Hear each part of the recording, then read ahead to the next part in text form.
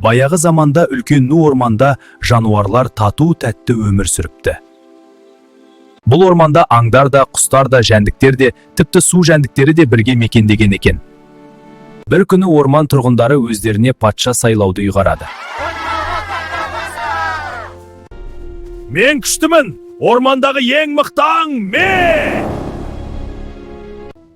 Мен үлкенмін, күштімін. Барлығыңды қауіптен қорғай аламын. Патша мен болуым керек. Күш бәрін шешпейді. Мен ақылдымын. Қиын жағдайда дұрыс шешім табамын. Патша болуға лайықпын. Мен күшті емеспін, үлкен де емеспін, бірақ патша бәрін сүйе білуі керек. Кіші жануарларды да, әлсіздерді де қорғай алатын мейірімді әрі әділ болуы тиіс. Жануарлар қоянның сөзінің шын екенін түсінді. Бізге патша емес, бірлік керек, қамқор болайық. Сол күннен бастап орманда барлық жануарлар тату-тәтті бір-біріне көмектесіп өмір сүрді. Нағыз күш мейірімде, нағыз билік бірлікте.